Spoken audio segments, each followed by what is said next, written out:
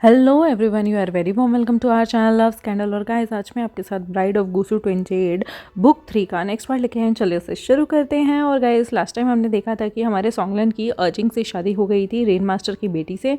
विभूषण 7 साल का था और उस शादी में बहुत नाच रहा था। और तब शुयिंग ने भी अपने दोस्तों के साथ जो एक कसम खाई हुई थी लेंचुचेन और लोवांगची के साथ मिलकर कि वो अपनी लाइफ में किसी ओमेगा को नहीं आने देगा, लेकिन शाओ शिनचेंग के प्यार की वजह से और वो किसी को प्रताड़ना नहीं दे सकता, इस वजह से उसने कहीं ना कहीं शाओ शिनचेंग के प्यार को अपना लिया था। और अब जो स्टोरी है वो लगभग काफ़ी साल आगे बढ़ गई थी। अब विभूषण की जो उम्र थी वो 17.5 साल की थी और वो अभी भी स्प्रिंग पैलेस के अंदर ही रहता था, शाओ शिनचेंग और शुयिंग की देखरेख के अंदर।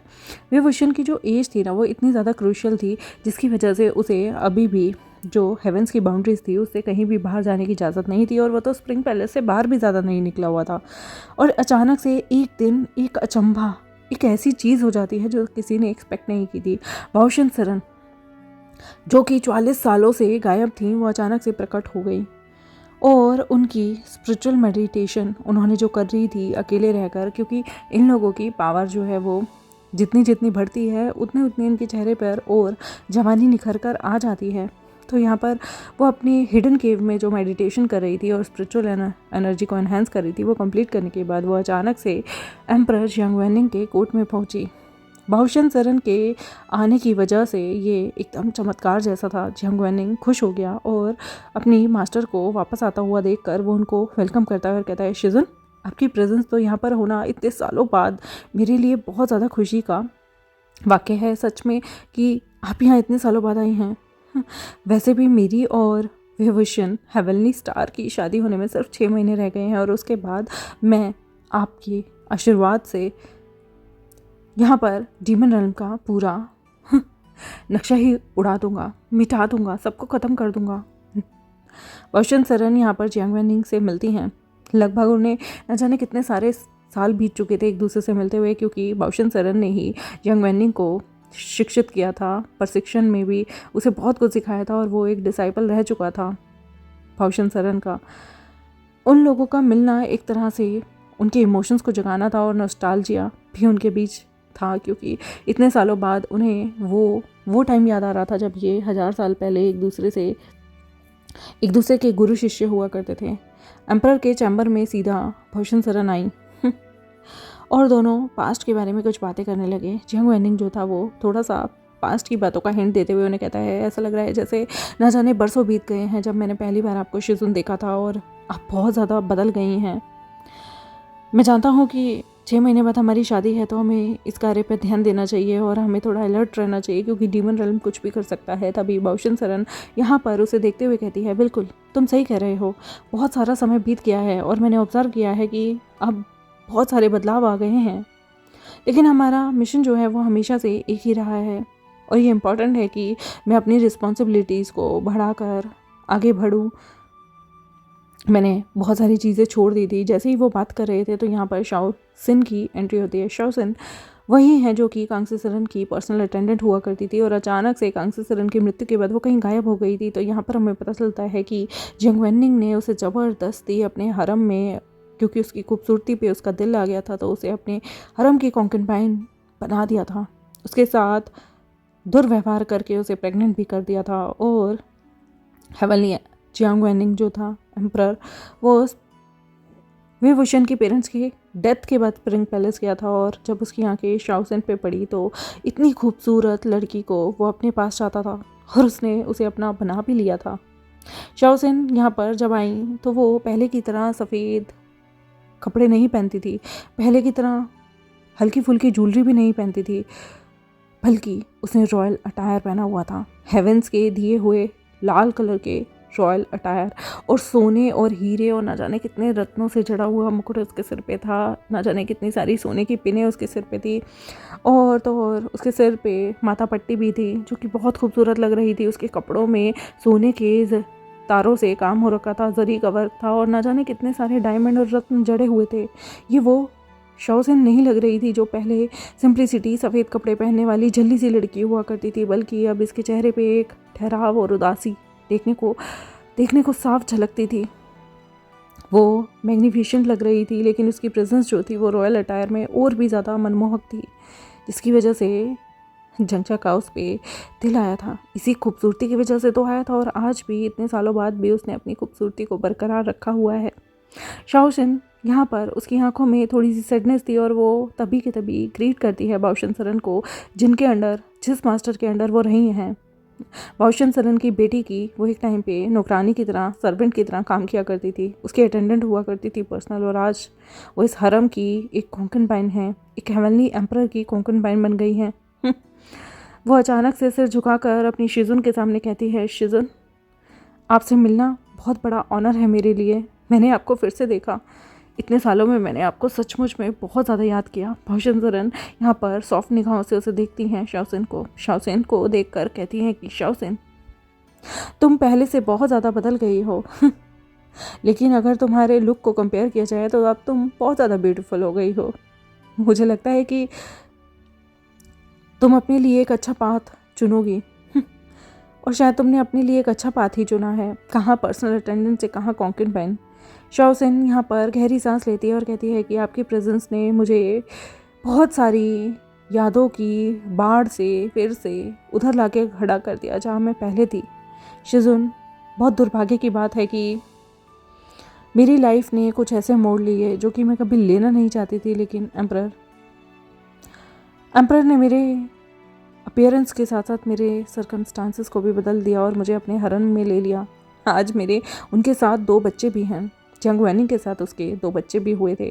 जंग वैनिंग ये सब सुनकर रिग्रेट कर रहा था और कहता है कि शाओसेन, मेरा तुम्हें यहाँ पर बुलाकर दुखी करने का बिल्कुल भी मकसद नहीं था, पर तुम्हारी ब्यूटी, तुम्हारी प्रेजेंस को मैं कभी रोक नहीं पाता हूँ। मैं जानता हूँ कि मेरा तुम्हें अपनाने का तरीका बहुत ज़्यादा गलत था, मेरे एक्शन बहुत ज़्यादा गलत थे और मुझे ये सब नहीं करना चाहिए था, क्योंकि तब मेरे कुछ नीड्स होती थी, डिज़ायर्स होते थे, लेकिन आई एम सॉरी। बाओशन सरन के एक्सप्रेशन यहाँ पर सिंपैथी के साथ भर गए थे और उन्होंने कहा, हिज हाइनेस, मैं समझती हूँ आपके सर्कमस्टांस को, क्योंकि आप बहुत ज़्यादा कॉम्प्लेक्स ज़िंदगी जी रहे हैं, पर आप भूलिए मत कि आपकी बहुत सारी ड्यूटी हैं और आपको उन्हें वैल्यू भी देनी चाहिए। कन्वर्सेशन जो थी वो अभी कहीं ना कहीं एक मैटर को प्रेस कर रही थी। बाओशन सरन, उनकी सीरियस टोन होती है और वो अपने डीप डिज़ायर को एक्सप्रेस करते हुए बिना हेजिटेशन के कहती हैं, एम्परर, मेरी एक विश है, क्या मैं आपसे उसे पूछ सकती हूँ? और मेरी जो विश है ना, वो मेरे बेटी के श्राइन को विज़िट करने की है और उसके हस्बैंड वी चांगसे को भी विज़िट करने की है। वो श्राइन जो है वो लोकेट हुआ हुआ है ह्यूमन रिल्म में और मैं चाहती हूँ कि मैं वहाँ पर एक बार अपनी दत्तक पुत्री को रिस्पेक्ट देकर आऊँ, ट्रिब्यूट देकर आऊँ और मैं अपने साथ शाओसेन और वेवुशन को भी लेकर जाना चाहती हूँ। जंगचा का ये बात सुनते हैं कि वेवुशन, उसका एकदम से उसने कंसर्न दिखाते हुए कहा, शिजुन, वेवुशन को अर्थ रेल्म पे भेजना बहुत बड़ी गलती होगी। इतना बड़ा रिस्क हम कैसे ले सकते हैं? और हम जानते हैं ना कि उसकी सेफ्टी इस वक्त बहुत ज़रूरी है। किसी भी रिल्म में जाना डेंजरस हो सकता है और मुझे बहुत डर लगा रहता है उसके लिए। बाओशन सरन ने यहाँ पर शांति से कहा कि मैं जानती हूँ तुम्हारा कंसर्न क्या है, लेकिन ये जर्नी ये पर्सनल सिग्निफिकेंस को दर्शाती है, क्योंकि यहाँ पर मैं अपनी बेटी और अपने दामाद की श्राइन में जा रही हूँ, उनको रिस्पेक्ट देने जा रही हूँ और एक बार शादी से पहले अपनी फैमिली को रिस्पेक्ट देना वेवुशन का भी हक है। जंग वैनिंग एकदम से बात को घुमाते हुए कहता है, शिजुन, पर मैं आपकी रिक्वेस्ट को केयरफुली कंसीडर करता हूँ, लेकिन मेरे लिए बहुत ज़्यादा डिफ़िकल्ट है ये परमिट देना कि मैं उसे यहाँ से बाहर भेजूँ। आप समझ रही हैं ना गंभीरता मामले की? वेवुशन का हेवन छोड़कर जाना, ह्यूमन वर्ल्ड में जाना, ये मुझे डरा देता है। शाओसेन, जो कि सब कुछ सुन रही थी, तभी एकदम से कहती है, मैं कुछ रिक्वेस्ट करना चाहती हूँ। मेरी भी विश है कि मैं ह्यूमन रिल्म में वापस जाऊँ, क्योंकि बहुत सारे टाइम हो गया और मैं अपने फॉर्मर मास्टर से भी मिलना चाहती हूँ। क्या आप मुझे अलाउ करेंगे? मैं अपनी पास्ट की कुछ यादों के साथ और वेवुशन के साथ दोबारा से कनेक्ट होना चाहती हूँ और उसके 18 बर्थडे पे आपके पास वापस आ जाऊँगी।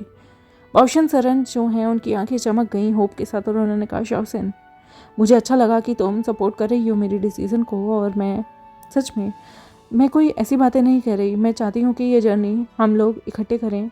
मेरी कांगसे की बहुत सारी यादें मेरे दिल में हैं। जंग वैनिंग जो कि रिक्वेस्ट के लिए मानना नहीं चाहता था, लेकिन इतना ज़्यादा उसे फोर्स किया गया कि वो अपनी मास्टर के आगे कुछ नहीं बोल सकता था। तो उसने कहा ठीक है, मैं परमिट दूंगा इस जर्नी का, लेकिन हमें बहुत सारे प्रिकॉशन लेने होंगे, इंश्योर करनी होगी सेफ्टी विविशन की। और जब आप लोग ट्रैवल करेंगे तो आप लोगों को हर जगह पे जहाँ भी आप जाएंगे मुझे बताते रहना होगा। बाओशन सर ने यहाँ पर अपने ग्रेटिट्यूड को एक्सप्रेस करते हुए कहा कि थैंक यू एम्परर, ये जर्नी पास्ट की जर्नी ही नहीं है, बल्कि ये जर्नी प्रिपेयर कर रहे हैं हम फ्यूचर के लिए। तो मैं आपकी समझदारी को कहीं ना कहीं अप्रिशिएट करना चाहूँगी कि आप हमें परमिशन दे रहे हैं। तभी शाओसिन ने रिलीफ भरते हुए कहा, हिज हाइनेस, मैं भी हमेशा ग्रेटफुल रहूँगी कि आपने मेरी पूर्व मास्टर को एक छोटी सी श्रद्धांजलि देने की परमिशन दी है और ये चांस दिया है मुझे, और मैं अपने पास्ट के लोगों से दोबारा से कनेक्ट हो पाऊँगी, उन्हें ऑनर दे पाऊँगी और उनके साथ जो हमारी हिस्ट्री रही है उसे कहीं ना कहीं शेयर कर पाऊँगी। ये अप्रूवल मिलने के बाद सभी के सभी ह्यूमन रिल्म में जाने का प्रिपरेशन शुरू कर देते हैं। और बाओशन सरन यहाँ पर शाओसिन को देखकर कहती हैं, हमें इस जर्नी को बहुत ही ज़्यादा रिस्पेक्ट और केयर के साथ निभाना होगा। ये ऐसी जर्नी है जो कि रेजोल्यूशन के साथ आएगी, जहाँ पर हम आने वाले फ्यूचर को बदलेंगे। शाओसिन भी उनकी तरफ देख कर कहती है कि मैं तैयार हूँ, हमें अपने पास्ट को ऑनर करना होगा और फुलफ़िल करनी होगी अपनी ड्यूटीज़, हमारी डेस्टिनी की तरफ जो भी हमारी ड्यूटीज़ हैं। उनकी जर्नी जो थी वो एक फिज़िकल पैसेज ही नहीं था, बल्कि एक सिंबॉलिक वन थी जो कनेक्ट करेगा उनके पास्ट, प्रेजेंट और फ्यूचर को। क्योंकि पास्ट में वीचांगसी और कांसे सरन के साथ जो भी हुआ है अभी तक उन्हें इंसाफ नहीं मिला। प्रेजेंट में विभूषण जिस हालत में रहता है उसे भी इंसाफ नहीं मिला है, और फ्यूचर में इंसाफ किसे मिलेगा ये देखना बहुत ज़्यादा ज़रूरी है। ये जर्नी फिल्ड होगी बहुत ज़्यादा मेमोरीज़ के साथ, रिग्रेट्स के साथ और होप के साथ कि आने वाला फ्यूचर बेटर हो। ये संडे आफ्टरनून का टाइम होता है। स्प्रिंग पैलेस के अंदर सभी लोग आराम से बैठे हुए थे। बहुत सारे किस्से अनफोल्ड होने वाले थे। विभूषण जो 17.5 साल का था वो आराम से गार्डन में बैठ के पढ़ रहा था। उसके पास में सोंगलिन का पुत्र सोंगतान और यहाँ पर शुयिंग के पुत्र शुकाई बैठा हुआ था, जिन दोनों की उम्र ही 5 साल थी, और वो उसके पास बैठे हुए थे जिन्हें विभूषण पढ़ा रहा था। सोंगतान जो है वो अल्फ़ा सन है हमारे सोंगलिन और आचिंग का, और शुकाई जो है वो अल्फ़ा सन है हमारे शाओशनचेंग और शुयिंग का। स्प्रिंग पैलेस के मेन हॉल में सोंगलिन और आचिंग जो है वो एंजॉय कर रहे होते हैं चाय पीना शाओशनचेंग और शुयिंग के साथ। वो यहाँ पर अपनी संडे के दिन का कहीं ना कहीं एंजॉय कर रहे थे, साथ टाइम बिता रहे थे और ठाके लगा के हंस रहे थे। स्प्रिंग पैलेस जो है वो हमेशा शांति से भरा रहता था, लेकिन जब भी वहाँ पर कुछ विजिटर ही तो आया करते थे, जैसे कभी सोंगलिन आ गए, आचिंग आ गए, उनका बेटा आ गया, उसके अलावा तो बहुत कम ही लोग आते थे। शायद जंग वेनिंग भी कभी आया हो, हुएनचिंग भी नहीं आती, क्योंकि लोगों को तो कोई फ़र्क ही नहीं पड़ता, और गलती से अगर जंग यानी आ भी जाए तो बहुत कम विजिट, सालों में महीनों में एक बार। सोंगलिन जो है वो यहाँ पर लो रैंक मिनिस्टर से अब हाई रैंक ऑफिशियल हो चुका था, जो कि एसोसिएट हो चुका था अपने ससुर रेनगोड के साथ। और यहाँ पर उसका बेटा हमेशा ही विभूषण को विजिट करने के लिए जिद करता था, क्योंकि उसे शुकाई के साथ खेलने के लिए मिला करता था। और सडनली एक नया प्रेशर स्प्रिंग पैलेस पे आ गया था जब बाओशन सरन वहाँ पर आती हैं। इतने सालों के बाद वो यहाँ पर शाओसिन के साथ, जो कि अब बहुत खूबसूरत से रॉयल अटायर में थी, उसके साथ आती हैं। उन लोगों का जो रोल था वो विभूषण की पर्सनल लाइफ में बहुत बड़ा था। अब शाओसिन की भी पर्सनल अटेंडेंट से हटकर high ranking member of the court उपाधि बन चुकी थी, क्योंकि वो अब कोई सिंपल से किसी मास्टर की या फिर किसी गॉड की कोई अटेंडेंट नहीं, बल्कि हरम में एक उच्चतर कॉन्कनबाइन है, जिसका रुतबा सीधा हमारे एम्परर से मिला हुआ है। बाओशन सरन यहाँ पर धीरे से गार्डन में आती हैं। विभूषण जो कि पढ़ाई में बैठा हुआ था वो उन्हें पहचान नहीं पाता। विभूषण नोटिस करता है शाओसिन को, और वो सरप्राइज रह जाता है उसे रॉयल अटायर में देख के, क्योंकि 6-7 साल की उम्र में वो शाओसिन से मिला हुआ था। तभी वो एकदम से कहता है, शाओसिन क्या ये तुम हो? मैंने तुम्हें कभी नहीं सोचा था कि तुम रॉयल फैमिली का एक पार्ट हो जाओगे। शाओसिन यहाँ पर उसके पास आती हैं, क्योंकि 6 साल की उम्र तक शाओसिन ने उसे हमेशा देख रेख की थी, इसलिए वो उसके पास आके कहती है, यस क्राउन प्रिंस, ये मैं ही हूँ। वैसे अब हालात बदल चुके हैं, मैं अब रॉयल कोर्ट का पार्ट हूँ, और वैसे आपसे मिलकर मुझे बहुत खुशी हुई। बाओशन सरन भी आगे बढ़कर वी चांगसे को इंट्रोड्यूस करते हुए कहती हैं, क्राउन प्रिंस, मेरी तरफ से आपको नमन है। मैं आपकी ग्रैंड मदर हूँ, बाओशन सरन। बहुत टाइम हो गया जब हम लास्ट मिले थे। विभूषण एकदम से कंफ्यूज हो जाता है और पास से बाओशन सरन को देख के कहता है, ग्रैंड मदर? दादी माँ, मुझे तो याद भी नहीं कि मैं आपसे पहले कभी मिला हूँ या नहीं। क्या आप मेरी ग्रैंड माँ हैं? अगर ऐसा है तो मुझे आपसे मिलकर बहुत खुशी हुई। बाओशन सरन स्माइल करते हुए और उनकी कन्वर्सेशन को आगे जारी रखते हुए कहती हैं, यस, बहुत साल हो गए। मैं तुम्हें इन्फॉर्म करने आई थी कि एक इम्पॉर्टेंट जर्नी है जिसे हमें पूरा करना है। हमें एक अपॉर्चुनिटी मिली है ह्यूमन रियल में जाने की, और वहाँ पर जाकर हमें तुम्हारे मृतक पेरेंट्स वी चांगसे और कांगसे सरन को श्रद्धांजलि देनी है। विभूषण की आंखें एकदम से सरप्राइज में बड़ी हो गई और उसने कहा, ह्यूमन रियल? क्या हमें पृथ्वी पर जाने को मिलेगा ग्रैंड माँ? मैंने तो ये कभी सोचा ही नहीं। ये तो कितनी अमेजिंग जर्नी रहेगी ना। शुयंग यहाँ पर सारी कन्वर्सेशन को सुन रहा था और उसके एक्सप्रेशन एक्साइटमेंट में बदल गए। वो एकदम से खुद से बोलता है कि ये तो बहुत वंडरफुल न्यूज़ है, क्योंकि पहली बार इतने सालों में उसे विभूषण को हेवनली रेल्म से बाहर निकालने का मौका मिल रहा है और वो यहाँ पर उसे लैंड ट्विन जेट से भी इंट्रोड्यूस करा सकता है।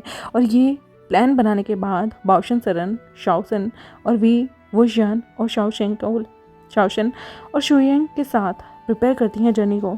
वो सारे के सारे अपने जितने भी सामान लेकर जाना था, नेसेसरी था, उन्हें इकट्ठा करते हैं और उस ट्रिप के लिए चले जाते हैं। शुयंग जो था वो बाओशन सरन के सामने आता है और कहता है, मैं बहुत ज़्यादा खुश हूँ मास्टर, इस ट्रिप पे जाने के लिए।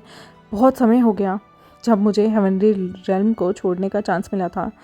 मैं आपके साथ ह्यूमन रेल्म में चलना चाहता हूँ और रिकनेक्ट करना चाहता हूँ अपने पुराने दोस्तों के साथ, जब मैं ह्यूमन रेल्म में रहा करता था। यहाँ पर बाओशन सरन उसे देखकर नोट करती हैं और रिप्लाई करती हैं कि ये बहुत ज़्यादा अच्छी बात होगी, ये जर्नी अगर हम साथ में करेंगे तो मुझे बहुत ही अच्छा फील हो रहा है कि जो भी हो रहा है, मैं अपने ग्रैंड चाइल्ड को चाहती हूँ कि वो अपने पेरेंट्स से मिले, उसकी श्राइन में जाए इससे पहले कि उसकी शादी हो। शाओसन भी यहाँ पर प्रिपरेशन करना शुरू कर देती है और बोलती है कि ये बहुत ही ज़्यादा वंडरफुल अपॉर्चुनिटी है विभूषण के लिए एक्सपीरियंस करना उस वर्ल्ड को जो कि हेवनली रेल्म के बाहर है। मैं एक्साइटेड हूँ, मैं उन जगह को देखना चाहती हूँ जहाँ पर उसके पेरेंट्स रेस्ट कर रहे हैं। ये एक्साइटमेंट बहुत ही ज़्यादा थी विभूषण के लिए, वो बहुत ज़्यादा ईगर था। और शाओसन, वो यहाँ पर आराम से पूछता है उससे कि क्या करेंगे हम ह्यूमन रेल्म में जाकर, क्या वो यहाँ से बिल्कुल डिफरेंट है? शाओसन रिप्लाई करते हुए कहती है, ह्यूमन रेल्म वो तो बहुत ज़्यादा डिफरेंट है हेवनली रेल्म से, क्योंकि वो जो प्लेस है ना वहाँ पर उसकी एक अपनी ब्यूटी है, चैलेंजेस हैं। और जब तुम वहाँ जाओगे ना तो सबसे पहले अपने पेरेंट्स को ऑनर करना और एक्सपीरियंस करना वहाँ के वर्ल्ड को, जो कि यहाँ से बिल्कुल भिन्न है। सॉन्गलन और अर्चिंग जो है वो भी प्रिपेयर करते हैं ज्वाइन करने के लिए, क्योंकि वो इस ट्रिप में आगे जाना चाहते थे और ह्यूमन रेल्म में घूमना चाहते थे। सॉन्गलन जो था वो यहाँ पर प्यार से कहता है कि ये तो चांस है तुम्हारे पेरेंट्स को तुम्हें जाकर ऑनर करने का और एन्जॉय करने का, सब कुछ टुगेदर। यहाँ पर सब कुछ सारा का सारा ग्रुप जो था वो उस पैलेस को छोड़कर जाना चाहता था। कई लोग जाने के लिए बिल्कुल तैयार थे, बाओशन सरन, शाओसन, वुशियान, शाओशनचेंग और शुयंग। ह्यूमन रेल्म में स्प्रिंग पैलेस में ऑलमोस्ट जो एटमॉस्फेयर था वो बहुत ज़्यादा एक्साइटमेंट में बदल चुका था। और बाओशन सरन जो है वो विभूषण की तरफ देखकर कहती हैं, ये जर्नी तुम्हें एक चांस देगी तुम्हारे पेरेंट्स की तरफ तुम्हें कनेक्ट करने के लिए, और तुम्हें पास्ट की बहुत सारी यादों से कनेक्ट करने को मिलेगा और यहाँ पर तुम्हारी बहुत सारी यादगार मेमोरीज बनने वाली हैं। विभूषण स्माइल करता है और कहता है, ग्रैंड माँ, मैं ज़रूर आगे बढ़ना चाहूँगा और सब कुछ देखना चाहूँगा, और थैंक यू मुझे ये अपॉर्चुनिटी देने के लिए। और वो सारे के सारे ट्रैवल करना शुरू कर देते हैं ह्यूमन रेल्म की तरफ, जहाँ पर वो यूनाइटली होकर किसी पर्पज़ को पूरा करने जा रहे हैं। तो वो पर्पज़ क्या रहेगा, क्या वो अपने आगे के पर्पज़ में फुलफ़िल हो गए? तो चलिए पार्ट 17 को शुरू करते हैं। उनकी पहली विज़िट होती है ह्यूमन रेल्म में।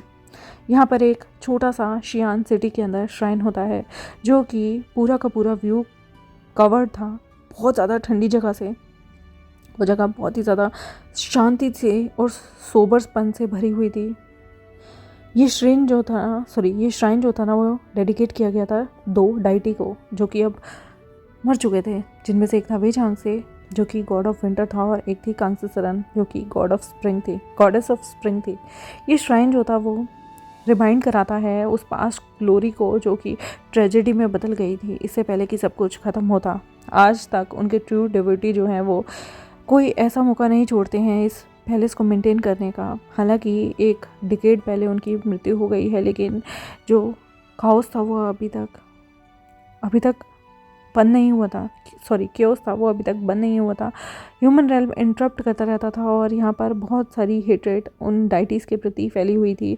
उनकी वर्शिप पे लोगों ने अबेंडन की हुई थी ह्यूमन रेल्म के अंदर, क्योंकि उनकी डेथ के बाद उन्हें बरियल के लिए भी सिटी से बहुत बाहर ही जगह दी गई थी दफनाने के लिए। और एज अ रिज़ल्ट ये हुआ कि जो श्राइन है ना वो ऐसी लोकेशन पे है शियान सिटी की जहाँ पर ज़्यादा लोग नहीं आते, सिर्फ कुछ फ्यू डिवोटी हैं जो वहाँ पर आते हैं। उस जगह की सिक्योरिटी को, सीक्रेसी को मेंटेन रखते हैं, क्योंकि लोगों में ऐसा लगता था कि वही चांगसे और कांगसीसरन के जितने भी मंदिर जलाए गए थे उनके खिलाफ जो षड्यंत्र रचा गया था हमारे जंगचा के द्वारा, उसकी वजह से कुछ लोग उनसे कुछ क्या धरती पे बहुत सारे लोग उनसे खपाते। और बाओशिनसरन विवुशियन, शाओशिनचेंग, शुयेंग अपने पुत्र के साथ और सोंगलेन और आचिंग भी अपने पुत्र के साथ जब वहाँ आते हैं तो भावुक हो जाते हैं। शाओसिन भी ये चीज़ देखकर बहुत ज़्यादा भावुक हो गई थी और सबने झुक कर रिस्पेक्ट दी। श्राइन जो था ना वो आइसोलेटेड जगह पर था, लेकिन उसकी सिग्निफिकेंस बहुत ज़्यादा ऊपर थी, जो कि बहुत सारे इमोशंस को अपने अंदर गैदर करती थी। सोंगलेन जो था वो उसकी माँ ने रिस्पॉन्सिबिलिटी ली हुई थी इस जगह को मेंटेन करने की, जो कि वी झांगसे की बहन थी। बाओशिनसरन जो है वो जब अपनी बेटी की वहाँ पर ग्रेव को देखती है, उनकी आंखें आंसुओं से भर गई थी और उन्हें बहुत दुख था कि उन्होंने अपनी बेटी को लास्ट टाइम भी नहीं देखा, क्योंकि वो अपनी मेडिटेशन के लिए गई हुई थी। और बाओशिनसरन जो थी वो रोते रोते उनका गला भर आता है और वो अपने पोते यानी कि अपने दोते विवुशियन से कहती हैं कि विवुशियन, ये श्राइन तुम्हारे मृतक माता पिता भी झांगसे और कांगसीसरन का है। बहुत साल हो गए मैं यहाँ कभी नहीं आ पाई, बट उनकी मेमोरीज आज भी इस जगह पर है। विवुशियन यहाँ पर देखता है और उसे बहुत ज़्यादा दुख और बहुत ज़्यादा रिग्रेट महसूस होता है। वो बहुत दुखी होता है। स्प्रिंग पैलेस में उसने इतने साल निकाल दिए और उसके पेरेंट्स की मृत्यु के बाद वो इमोशनल रहता था। उसने क्या क्या नहीं सहाया, उसकी आंखें आंसुओं से भर गई थी और उसने कहा कि मैंने इनके बारे में थोड़ा बहुत सुना है, ये दोनों के दोनों बहुत ब्रेव गोड थे ना, और इन्हें लोग बाग बहुत प्यार करते थे। आप इनके बारे में मुझे कुछ बता सकते हैं नानी? बाओशिनसरन यहाँ पर बड़े ही भारी मन के साथ कहती हैं तुम्हारे पेरेंट्स बहुत ज़्यादा एक्स्ट्रॉर्डनरी थे। 30 सालों तक इमेंस पावर और प्यार मिला है इन्हें, रिस्पेक्ट मिली है हर रिल्म से। वी झांगसे गॉड ऑफ विंटर थे और कांगसीसरन गॉड ऑफ स्प्रिंग थी, गॉडेस ऑफ स्प्रिंग थी।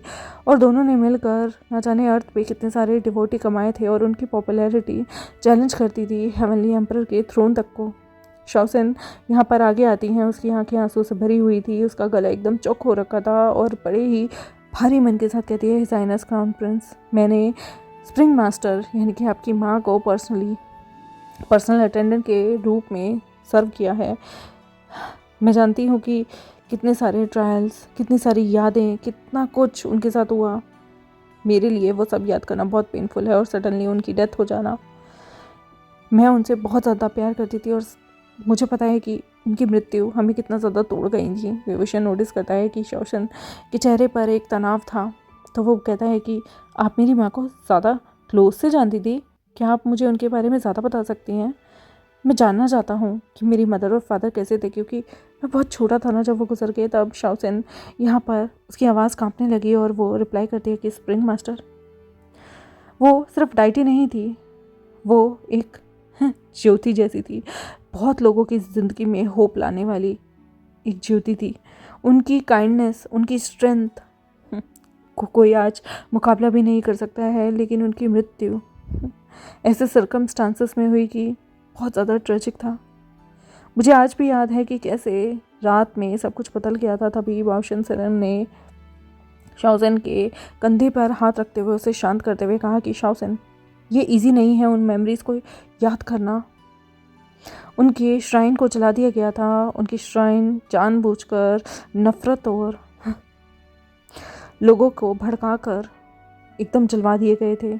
बहुत ज़्यादा अराजकता फैल गई थी और जिसकी वजह से उनका डाउनफॉल लाया गया था। उनके खिलाफ लोगों को भड़काया गया था, उनके श्राइन को भी जानबूझकर बर्बाद कर दिया गया और सिर्फ इकलौता ये श्राइन है जो कि सिक्योर्ड प्लेस पे है और रिजल्ट तुम देख सकते हो, लोगों में कितनी नफरत भर चुकी थी। विभूषण जो था वो श्राइन की तरफ देखता है और अपनी रिस्पेक्ट देता है और आराम से थोड़ी सी सैड टोन में कहता है कि मुझे कोई आइडिया नहीं कि किसने उन लोगों को इन्फ्लुएंस किया और उन दोनों के साथ क्या हुआ, ऐसा उनके साथ क्यों क्या हुआ कि एक रात में सब कुछ जो उनके प्यार करने वाले थे वो नफ़रत में बदल गए और कैसे वो दोनों मरे। भूषण सरन ने सांस लेते हुए रिप्लाई किया कि उनके एनिमीज़ वो हमेशा से ही पावर हंग्री हैं, इन्फ्लुएंशियल हैं, कंस्पायर करते हैं सबके अगेंस्ट। इतना एफर्ट लगाने के बाद भी वो अपने लोगों को बचाना चाहते थे लेकिन उन्हें बिट्रे मिली। डिटेल्स तो बहुत कुछ हैं उनके फाइनल डेज़ की, लेकिन सब कुछ दुख में गया। उनकी लीगेसी हमेशा रहेगी। मेरी बेटी और मेरा दामाद हमेशा इस दुनिया के बेस्ट पीपल में से एक थे। कुछ लोग उनसे डरते होंगे उनकी सक्सेस से और तभी उन्होंने उनके खिलाफ षड्यंत्र रचकर इस ह्यूमन वर्ल्ड में उनकी बर्बादी कर दी। चाओ शिनचेंग जो था वो इस कन्वर्सेशन को आगे बढ़कर बोलता है कि मैंने हेवनली रिल्म से बहुत ज़्यादा ट्रैवल किया है ह्यूमन रिल्म में, और इतने टाइम बाद मैं जब यहाँ आया हूँ मेरा हार्ट दुख रहा है कि कैसे सब कुछ बदल गया है। ये ब्यूटी जो थी इस वर्ल्ड की वो कैसे स्ट्रगल कर रही है। तुम्हारे पेरेंट्स ने क्या क्या नहीं सहा होगा और वो पार्ट जो था हिस्ट्री का वो कभी भुलाया नहीं जा सकता। भूषण सरन ने सिर हिलाकर हाँ भरते हुए रिप्लाई देते हुए कहा, ज़रूर, मैं कसम खाती हूँ कि मैं कभी नहीं भूलूंगी उनके सेक्रीफाइस को, उनके वो चैलेंज को, उनकी लीगेसी को।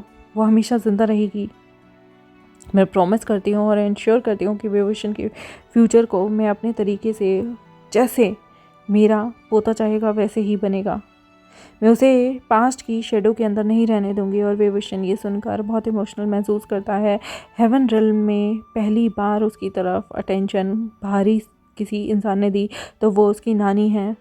अभी तक शाओ शिनचेंग और शुयंग ही उसे अटेंशन देते आए हैं, बाकी तो पूरा कोर्ट ही उसे इग्नोर करता है वेंचिंग के चाहते हुए, क्योंकि वेंचिंग कभी नहीं चाहती कि उसे कोई इम्पोर्टेंस दे। विभूषण यहाँ पर अपनी ग्रैंड माँ के वर्ड्स को सुनकर खुश था और रिप्लाई करता है, थैंक यू ग्रैंड माँ, मैं अप्रिशिएट करता हूँ आपकी डेडिकेशन को, बहुत ज़्यादा इनक्रेडिबल हो आप। लेकिन मुझे पता है कि किसी को अर्श तक पहुँचाकर उसे फ़र्श पे लाना कितना मुश्किल होता है और मैं आपकी यादों के लिए बहुत दुखी महसूस कर रहा हूँ। तभी शुयंग बीच में आता है, टॉपिक को ट्विस्ट करते हुए कहता है कि मुझे ऐसा लगता है कि डीमन रेल्म के जो लोग हैं ना उनका नाम यूं ही बदनाम किया जाता है बिना किसी रीज़न के, क्योंकि जो हेट्रेट और जेलसी है ना वो सारे रेल्म के अंदर है। मैंने सुना है कि तुम्हारे पेरेंट्स को उस वक्त डीमन रेल्म के लोगों ने नहीं मारा था, पर उनका नाम हमेशा पर्पसली लगा दिया गया था। पर मुझे एम्परर से एक बात पूछनी थी कि तुम्हारे पेरेंट्स डीमन रेल्म को ऐसा क्या थ्रेटन दे रहे थे जो वो उनकी पॉपुलैरिटी से इतना जलते थे। आखिर डीमन रेल्म वाले लोग उन्हें क्यों मारना चाहेंगे, जबकि वो तो हेवेंस के एम्परर की थ्रोन को कहीं ना कहीं चैलेंज दे रहे थे, वो पावरफुल थे। तभी सॉन्गलैन बीच में शुयंग को इंटरप्ट करते हुए कहता है कि ये क्या बकवास कर रहे हो तुम्हें क्या लगता है कि हेवन के एम्परर मेरे कज़न को मारेंगे? हाँ, अगर वो एम्परर के थ्रोन को चैलेंज करेंगे तो तुम्हें क्या लगता है? उन्होंने खुद मेरे कज़न को गॉड ऑफ विंटर का टाइटल दिया था, मेरे ब्रदर भी जांगसे को उन्होंने खुद प्रमोट किया था। तभी शुयंग इस चीज़ का एडवांटेज लेते हुए फ़नी वे में कहता है, परहैप्स एम्परर जो है ना हेवन के, वो नहीं जानते थे ना कि गॉड ऑफ विंटर इतना ज़्यादा लोगों के दिलों पर राज करना शुरू कर देंगे। 30 साल में उन्होंने इतना ज़्यादा राज किया कि गद्दी तक को चैलेंज कर दिया। मुझे तो लगता है कि अगर विभूषण के पिता जिंदा होते तो एम्परर का थ्रोन भी चैलेंज कर देते। तुमने देखा है ना कि जब इंसान इतना ज़्यादा चीज़ों से, नशे में, पावर में बढ़ जाता है तो वो सब कुछ गंवाना शुरू कर देता है। मैं तो बस अपना ओपिनियन दे रहा था, इसका मतलब ये थोड़ी है कि मेरा ओपिनियन सही होगा। मैं तो बस ऐसे ही कह रहा था, और मैंने जो भी कहा उसके उसके पीछे बस मैंने अपनी सोच, अपनी लॉजिकल सोच लगाई है। तभी शौशन अपने आंसुओं को पोंछते हुए बहुत ज़्यादा इमोशनल हो जाती है और वो कहती है, मैं आज भी स्ट्रगल करती हूँ पास्ट की चीज़ों से, स्पेशली जिस तरह से सब कुछ एंड हुआ। हेवनली एम्परर जियांग वननिंग, जो कि अब मेरे बच्चों के पिता हैं, मैं उन्हें कभी नहीं माफ़ कर पाऊँगी, क्योंकि जैसे जैसे वक्त बीत रहा है, जो हमारी स्प्रिंग मास्टर की डेथ हुई थी, उन्होंने मुझे बंदी बनाकर एक जगह रख लिया, मुझे फोर्सफुली अपनी कॉन्क्यूबाइन बना लिया अपने आराम में। ओशन सरन यहाँ पर सेंस कर सकती थी कि कितने ज़्यादा उसके इमोशंस वेट है, लेकिन फिर भी वो उसे शांत करते हुए कहती है, शाओसन फॉरगिव कर दो और अपने आप को थोड़ा सा हील करने के लिए टाइम दो, अपने घावों को भरो और जो तुम्हारा पाथ है, जिस पे तुम्हें चलना है, उसे समझो और उसे एक्सेप्ट करो, क्योंकि पास्ट को लेट गो करना इजी नहीं है, लेकिन हमें आगे बढ़ना होगा, हमें बहुत हिम्मत रखनी होगी, अपने दिमाग को शांत रखना होगा। हम अपनी लीगेसी को आगे बढ़ाएंगे। हमारे पहले क्या था क्या नहीं था हमें नहीं पता, लेकिन हमें एक अच्छा फ्यूचर और अच्छे फ्यूचर के लिए बहुत सारी मेमोरीज़ को क्रिएट करना होगा। विभूषण यहाँ पर शौसन के हाथों को अपने हाथों में लेकर इमोशनल होते हुए कहता है, शौसन तुम्हारे पेन को मैं समझता हूँ, लेकिन हमें शांति ढूंढनी होगी और हमें याद रखना है कि मेरे पेरेंट्स ने जो भी किया, जितना भी प्यार पाया, वो ही मेरे लिए काफ़ी है। उनकी स्पिरिट, वो कितने ज़्यादा एक्टिव थे, वो हमेशा हमारी यादों में रहेंगे, हमारे एक्शंस में रहेंगे। तभी शाओ शेनचैंग आगे आते हुए कहता है कि चलो इस मोमेंट को रिफ्लेक्ट करते हैं और याद रखते हैं, इस ह्यूमन रिल्म की ब्यूटी को और स्ट्रगल को हम अपनी लार्जर स्टोरी में एक बहुत बड़ा पार्ट देंगे, ऑनर करेंगे इस जगह को, और इस जगह को, इस टाइम को फुल एंजॉय करेंगे। बाओशन सरन भी यहाँ पर आगे आते हुए कहते हैं कि चलो हम अपने पे करते हैं रिस्पेक्ट को और कमिटमेंट करते हैं अपनी इन यादों से कि आगे चलकर कुछ भी हो जाए, हमारी टीचिंग्स जो भी हमें वीचांग से और खांग से सरन से मिली है, उसे कभी नहीं भूलेंगे, उनका प्यार भी नहीं भूलेंगे और हमेशा उनके लिए जस्टिस ढूंढते रहेंगे। वो सारे लोग बहुत ज़्यादा इमोशनल महसूस कर रहे थे। यहाँ पर जितने भी लोग थे वो अपने ही थॉट में बिजी थे। ये रिफ्लेक्ट करता है कि उन्हें पास्ट की चीज़ों से कितना ज़्यादा दुख महसूस होता है। तभी बाओशन सरन ने साइलेंस को तोड़ते हुए कहा कि हमें अपनी लीगेसी को आगे बढ़ाना है, इंटीग्रिटी के साथ, कंपैशन के साथ। हाँ, मैं चाहती हूँ कि मेरा बेटा यानी कि वेवोशन, तुम उस इंसान से शादी करो जिसे तुम चाहो। तुम्हारी माँ यही चाहती थी और यही उसकी लास्ट विश थी, और मेरी भी। विभूषण तभी एग्री करता है अपनी ग्रैंड मदर से और कहता है कि मैं अपनी लाइफ की लीगेसी को बहुत अच्छे से जीऊँगा और ये इम्पोर्टेंट है कि मैं याद रखूँ उनके सेक्रीफाइस को, और मैं एक वर्ल्ड को बेटर प्लेस बनाना चाहूँगा। तभी शाओसन यहाँ पर आराम से आगे आते हुए उनकी डेड बॉडी के सामने, मतलब उनकी जो टॉम थी उसके सामने 3 अगरबत्ती जलाते हुए कहती हैं कि मैं हमेशा से शांति चाहती हूँ और मैं जानती हूँ कि मास्टर आप जहाँ भी हैं, जैसे भी हैं, जिस हालत में हैं, आप हमेशा हमेशा शांति से रहें, शांति से सोएं, और मैं आपको जस्टिस दिलाना चाहती हूँ और मैं आपके बेटे को कुछ भी हो जाए प्रोटेक्ट ज़रूर करूँगी। शाओ शिनचैंग भी आगे आकर कहता है ये मोमेंट ग्रेटिट्यूड का है, हमारे एक्शन हमेशा वीचांग से और कांग से सरन के बारे में बोलेंगे, और मैं एक छोटा सा बॉडीगार्ड होने के नाते हुए भी ये जो मेरी पोजीशन है 1 डिकेड से, मैं सरप्राइज़ नहीं हूँ कि 2 डायटी के सामने मैं खड़ा हूँ। मैं उन्हें दिल से वादा करता हूँ कि मैं आपके बेटे को सुरक्षित रखूँगा। आपने ह्यूमन रिल्म में 30 साल बिताए हैं और मैं आपके बेटे के साथ 1 डिकेड बिता चुका हूँ, तो मैं उसकी सुरक्षा हमेशा करना चाहूँगा। आपका बेटा बहुत अच्छा है। शुयंग भी आगे आता है और कहता है कि अपने मन में वो खुद से कहता है कि एक दिन आएगा जब मैं सच्चाई सबके सामने लाकर रख दूँगा और मैं बताऊँगा कि हमारे डीमन रिल्म के लोग किलर नहीं हैं। किलर कौन है आप लोगों का, मैं सबके सामने लेके आऊँगा। मैं चाहता हूँ कि आप हमेशा चाहते थे कि आपके बेटे की शादी उससे हो जो उसकी चॉइस का हो, और मैं प्रॉमिस करता हूँ कि आपके बेटे की शादी उन्हीं से होगी जिसे वो पसंद करेगा, क्योंकि उसने कभी भी हेवनली एम्परर को पसंद नहीं किया है। तो मैं उसे अपने दोनों दोस्तों से मिलाना चाहूँगा, और उससे पहले आपसे इजाज़त भी लेता हूँ।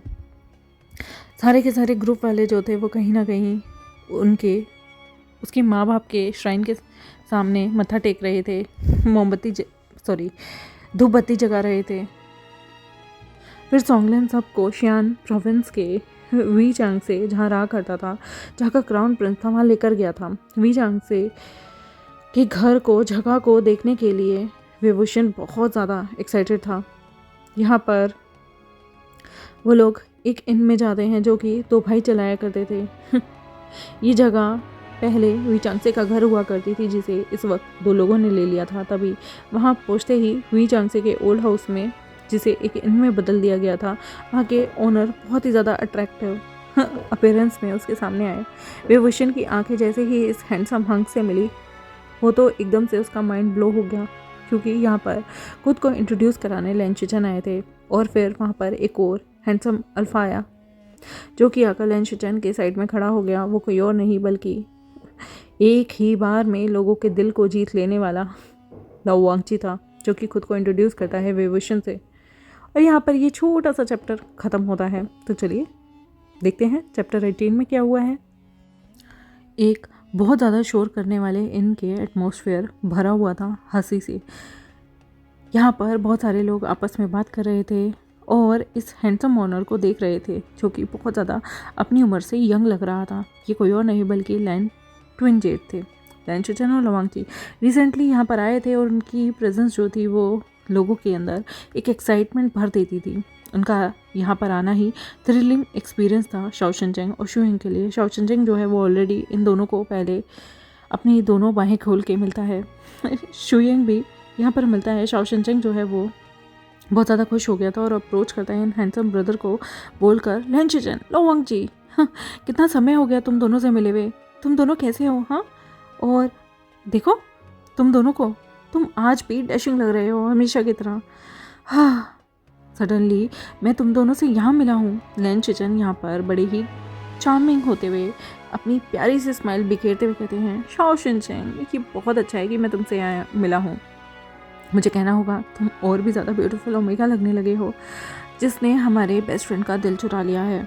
और यहाँ पर लाओ वांगची भी बहुत ही ज़्यादा रिजर्व्ड हैंडसम पर्सन था, जो कि कहता है कि बिल्कुल, बहुत समय हो गया, थैंक यू ये वार्म वेलकम देने के लिए और हमारे बेस्ट फ्रेंड को अपने प्यार के जाल में फंसाने के लिए। मैं अपना बेस्ट करूँगा कि तुम्हें यहाँ पर डिस्कम्फर्ट ना महसूस हो। शाओशनचेंग यहाँ पर उन दोनों को देखकर अपनी एक्साइटमेंट को बिल्कुल नहीं रोक पाता और कहता है, ओह, तुम अभी तक मिले नहीं ना? ये देखो, ये हमारे हिज हाइनेस क्राउन प्रिंस हैं। ये मेरा हस्बैंड है, शुयिंग डियर स्टूडेंट। तुम जानते हो ना, क्राउन प्रिंस को शुयिंग पढ़ाया करता है। तुम इसे देखकर बहुत ज़्यादा अडोर करने वाले हो, क्योंकि ये हमारे हेवनली रिल्म का सबसे हैंडसम ओमेगा है। मीनवाइल विजन जो था वो यहाँ पर लैन शिचन और लाओ वांगची दोनों को ही फर्स्ट टाइम देख रहा था। विजन का दिल तो जैसे मानो स्किप हो गया था, धड़कना ही भूल गया था। और वो खुद से सोचता है, ये दोनों तो कितने ज़्यादा हैंडसम है, मैंने तो इतना खूबसूरत अल्फा कभी नहीं देखा, और यहाँ तो दो हैं। लैन शिचन और लाओ वांगची यहाँ पर क्राउड के साथ मिंगल हो रहे थे। शुयिंग जो था वो इंट्रोड्यूस करता है उन दोनों को। शुयिंग यहाँ पर ग्रैब करता है अटेंशन अपने शब्दों से और कहता है, एवरीवन, मैं आप लोगों को लैन शिचन और लाओ वांगची से इंट्रोड्यूस करना चाहता हूँ। ये मेरे चाइल्डहुड फ्रेंड्स हैं और यहाँ पर ये इस बिज़नेस को चला रहे हैं। मैं आपको बताना चाहता हूँ कि हैंडसमनेस का अगर कोई नाम होता है ना, तो वो ये दोनों ब्रदर होते हैं। तभी सोंगलेन जो है वो थोड़ा सा अपने विभूषण को लेकर प्रोटेक्टिव फील करता है और वो कहता है कि ये स्थिति थोड़ी हाथ से नहीं निकल रही, तुम्हें आइडिया है ना, स्पेशली ये दोनों चार्मिंग अल्फा हैं, तो तुम्हें ज़्यादा क्राउन प्रिंस को उनसे मिलवाना नहीं चाहिए। विभूषण नोटिस करता है कि सोंगलेन को बिल्कुल पसंद नहीं आ रहा कि वो लैन शिचन या लाओ वांगची जैसे हैंडसम अल्फा से बात करे, क्योंकि सोंगलेन कहीं ना कहीं जिम्मेदारियों से जूझ रहा है जो कि उसे चियांग वेनिंग ने दी है। फर्स्ट टाइम विभूषण मेस्मराइज हुआ था किसी के जाम से और वो थोड़ी सी बात करना चाहता था लैन ट्विनजेट से, क्योंकि उनके लुक्स बहुत ही ज़्यादा हैंडसम थे। और लैन शिचन यहाँ पर धीरे से विभूषण की तरफ आते हुए मुस्कुराते हुए विस्पर करते हैं, हिज हाइनेस क्राउन प्रिंस, मैंने आपके बारे में बहुत कुछ सुना है। ऐसा नहीं है कि हम रोज़ आपसे मुलाकात करते हों, लेकिन आपका इम्प्रेशन सच में बहुत यूनिक है। शुयिंग हमेशा आपके बारे में बताता रहता है कि आप उसके सबसे फेवरेट स्टूडेंट हो और आपको क्राउन प्रिंस ऑफ हेवन का यहाँ पर एक सिंबल भी मिला हुआ है, एक स्टेटस भी मिला हुआ है। लवांगची भी जो कि धीरे से कम बात किया करता था, वो तभी एक स्माइल देते हुए कहता है बिल्कुल, ये तो बात करने वाली ही हुई कि आप आपके बारे में इतना ज़्यादा जो शुइंग बोला करता था वो बिल्कुल सही है, क्योंकि आप क्राउन प्रिंस ऑफ हेवन के, आपके बारे में कुछ तो स्पेशल है। शायद इसीलिए लोग वहाँ पर आपके लिए लेकर क्रेजी होंगे। विभूषण यहाँ पर शर्मा जाता है और वो कहता है कि थैंक यू, ये तो ऑनर है, लेकिन ऐसा कुछ भी नहीं है। आप दोनों आप दोनों काफ़ी ज़्यादा इम्प्रेसिव पर्सन हैं, क्योंकि शिजुन आपको बहुत ज़्यादा प्रेज़ करते हैं हमेशा, और मुझे लगता है कि शिजुन ने बहुत सारी बातें बढ़ा चढ़ा कर बताई हुई हैं, लेकिन ये सब देख कर ना सोंगलन बहुत ज़्यादा इरिटेट हो रहा था, टेंस हो रहा था, क्योंकि वो अपने कज़न को ओपनली किसी अल्फ़ा को एडमायर करने नहीं दे सकता था। सोंगलन जो है वो सामने आता है और आकर कहता है ब्रदर क्राउन प्रिंस, चलो ज़्यादा बातें नहीं करते हैं, हमें ज़्यादा लोगों को वेट नहीं कराना चाहिए, चलो प्रिपरेशन करनी है ना हमें बहुत सारी। विभूषण यहाँ पर उसे सोंगलन की पॉजिटिवनेस बिल्कुल अच्छी नहीं लगती, उसे तो लैन चिचन और लवांगची के साथ बातें करनी थी, पर ये क्या, इंटरप्ट कर दिया उसके कज़न ने।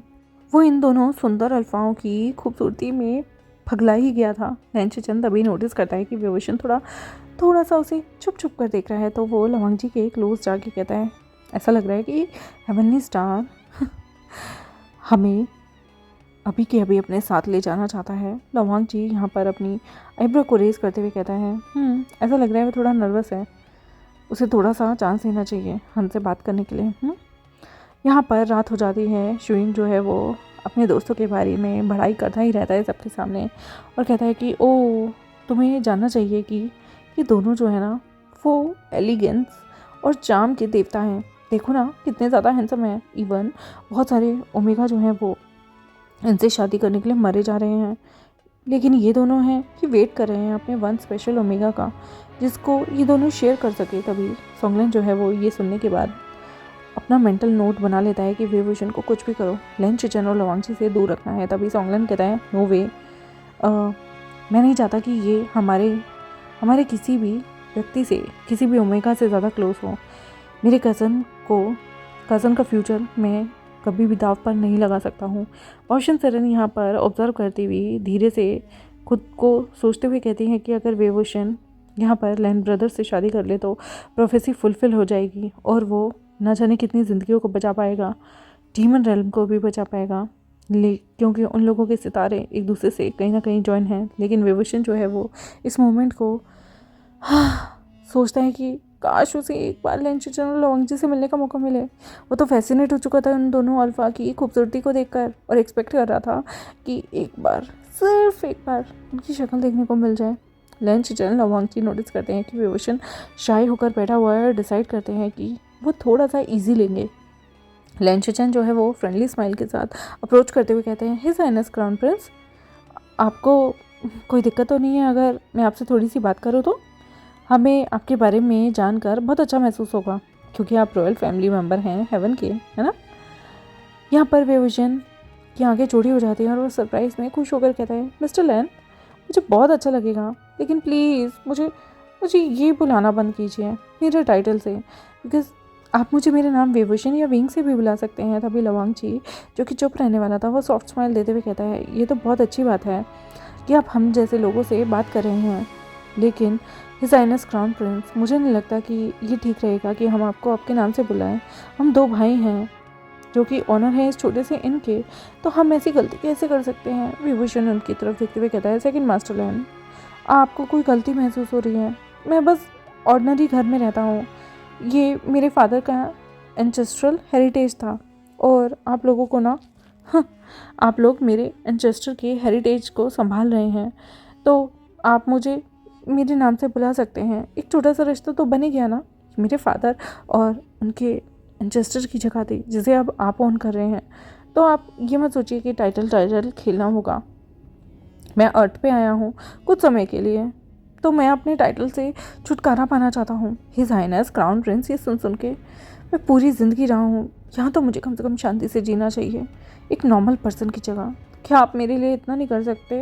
मैं आपसे दरख्वास्त कर रहा हूँ। हेनशिचन और लवांग जी दोनों ब्रदर विंग को हर्ट नहीं देख सकते थे और वो दोनों के दोनों उसे उसके नाम से पुकारना शुरू करते हैं, क्योंकि वो अगर टाइटल से दुखी हो रहा है तो वो प्यार से कहते हैं, एक बड़ी सी स्माइल देकर, विभूषण तुम्हें भी मुझे मिस्टर लैन कहने की ज़रूरत नहीं, बल्कि हेनशिचन कहो। मैं तुमसे दोस्ती रखना चाहता हूँ, तो मैं भी तुमसे फ्रेंडली रहना चाहता हूँ, तो मुझे भी मेरे नाम से पुकारो। तभी लवांगची भी कहता है, my cute handsome name second master Lan नहीं बल्कि लवांगची या लंजा है, तो मुझे उससे पुकारो। विभूषण यहाँ पर दोनों को देखता है, स्माइल करता है, नोट करता है और एग्रीमेंट में उनसे कुछ बातें करता है, ऐसे कुछ आंसर जो कि वो बिल्कुल मर रहा था उनके जवाब देने के लिए। विभूषण जो है वो दोनों ब्रदर को देखता है और कहता है, शिजुन ने मुझे बताया, मतलब शुइंग ने उसे बताया कि आप दोनों एक ही ओमेगा से शादी करना चाहते हैं, पर ऐसा क्यों? लेंचिचन यहाँ पर पहले अपने छोटे भाई को देखता है और स्माइल करते हुए विभूषण का आंसर देता है कि हमारे फैमिली में एक ट्रेडिशन है कि जब दो ब्रदर एक ओमेगा को शेयर करते हैं ना, उससे शादी करते हैं, तो उसके बाद उनकी फैमिली हमेशा इकट्ठी रहती है। मैं चाहता हूँ, मैंने डिसाइड किया था बचपन से ही कि हम दोनों एक ही ओमेगा को शेयर करेंगे, ताकि हमारे बीच में कभी भी जेलसी की भावना ना आए, हम हमेशा अपने परिवार का ख्याल रख सकें बेस्ट तरीके से, और यही रिड्यूस करना होगा चांसेस को कि हमारे बीच में कभी लड़ाई नहीं होंगी। हम दो ब्रदर होंगे जो कि बहुत आगे तक जा सकते हैं और एक ओमेगा हमें मेंटेन करके रख सकता है। यह अदर प्रिंसिपल है मेरी लाइफ का, क्योंकि हमारी फैमिली जो है वो एक ही बार प्यार में पड़ती है, एक ही बार शादी करती है, इसलिए हम अपने बीच में किसी को नहीं आने देना चाहते, और हम इस प्रिंसिपल को अपने एंसेस्टर की कसम के दौरान पूरा करना चाहते हैं, क्योंकि हमारे एंसेस्टर ऐसा ही चाहते थे कि कभी भी हमारे परिवारों में लड़ाई ना हो। विभूषण जो है सरप्राइज हो जाता है कि कोई अपनी पूरी लाइफ एक पार्टनर के साथ बिताना चाहता है, और यहाँ तो दो भाई हैं जो कि एक ही पार्टनर के साथ बिताना चाहते हैं, और यहाँ तो हेवन के जो एम्परर हैं उनकी तो ना जाने कितने सारे ओमेगा पार्टनर हैं, कॉन्क्यूबाइन हैं, कंसोर्ट हैं, उसके अलावा भी उन्होंने कितनी ज़्यादा प्लीजिंग स्टाफ भी अपने लिए रखा हुआ है। विभूषण जो है वो कभी नहीं चाहता था कि उसके अल्फा के बहुत सारे पार्टनर हो, वो हमेशा चाहता है कि उससे कोई ऐसा प्यार करे जो सिर्फ उससे शादी करे, उससे प्यार करे, उसकी इच्छाओं को जाने, उसे वक्त दे। और एम्परर के पास तो टाइम ही नहीं है, पिछले 10 सालों में कितना वो उसे पूछने आ गया है, जो आगे आएगा उसे तो बिल्कुल अच्छा नहीं लगा। वो किसी भी कीमत पे हेवनली एम्परर को पता नहीं कैसे कंपेयर करने लग गया था इन लैन ट्विन जेड से।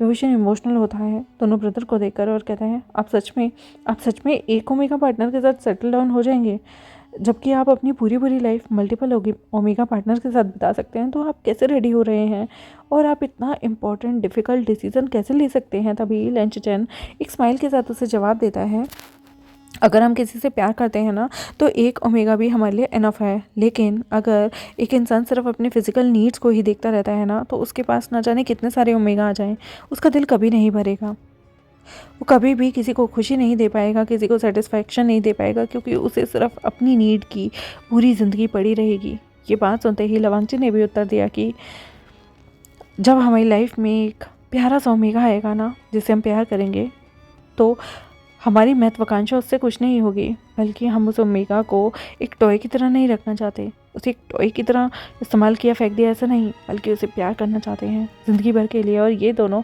लैन ब्रदर की बातें विभूषण के छोटे से प्यारे से दिल को छू गई थी। वो इस वर्ल्ड में यही तो चाहता है, उसका पर्सपेक्टिव है कि वो हेवनली एम्प्रेस कभी बनना ही नहीं चाहता। वो एम्परर की एम्प्रेस नहीं बनना चाहता, बल्कि वो एक इंसान से प्यार चाहता है जो कि उसे कभी नहीं मिला। माँ बाप बचपन में ही गुजर गए थे, और जो कि हेवंस का रवैया है उसके साथ, उसके बाद तो वो वैसे भी प्यार के लिए तरस रहा है। उनकी कन्वर्सेशन लेंचिचन और लवांगची का जो चार्म था वो कहीं ना कहीं विभूषण के दिल में उतर गया और बहुत ज़्यादा कंफर्ट कर गया, और ये चीज़ उसे कहीं ना कहीं हंसा भी रही थी, और वो कहीं ना कहीं इंजॉय भी कर रहा था उन दोनों की कंपनी को। लेकिन सॉन्गलिन ने कितने भी एफर्ट डाले हों विभूषण को इन दोनों से दूर रखने के लिए, क्योंकि वो अपने कज़न को क्लियर रखना चाहता है, लैन ब्रदर्स को के साथ बॉन्ड नहीं होने देना चाहता, क्योंकि वो इग्नोर करता है हर चीज़ को। वो डरता है कि अगर कुछ भी हुआ तो आगे क्या होगा। वो रात में सारे बात कर रहे थे, हंस रहे थे, और टेंशन सिर्फ सॉन्गलिन को थी। विभूषण जो है वो उसे स्पेशल लग रहा था कुछ तो लैंचेन और लवांगची के बारे में।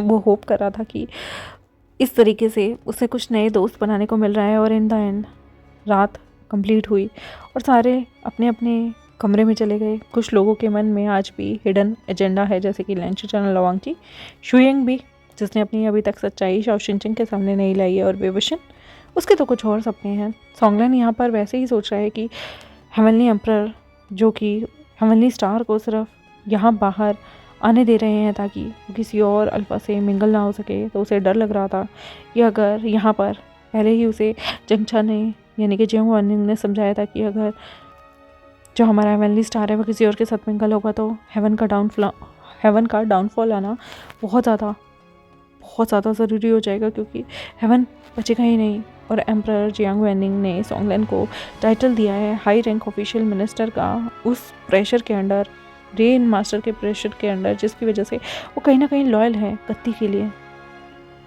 ह्यूमन रेल में आना और सीक्रेटली वो सारी चीज़ों पे आंख रखा करता था, सीक्रेटली सब चीज़ों को ऑब्जर्व करता था, और क्राउन प्रिंस विभूषण की सारी इंफॉर्मेशन सॉन्गलन हमारे जियांग वनिंग को दिया करता था, क्योंकि जियांग वनिंग उससे कहीं ना कहीं लॉयल्टी एक्सेप्ट कर रहा था। हालांकि वो सॉन्गलन को कभी भी हाई रैंक का ऑफिशियल बनाना नहीं चाहता था, लेकिन उसके ससुर की डिमांड करने पर उसे बनाना पड़ा। लेकिन कभी सोचा भी नहीं है सॉन्गलन ने कि जो इंसान उसे पसंद भी नहीं करता वो उसके लिए लॉयल्टी दिखा रहा है। क्या होगा आगे, तो देखने में मज़ा आएगा। तब तक मेरे चैनल को सब्सक्राइब, वीडियोस को लाइक, बेल आइकन को प्रेस कर दे। मिलते हैं आपसे नेक्स्ट एपिसोड में, तब तक के लिए बाय बाय।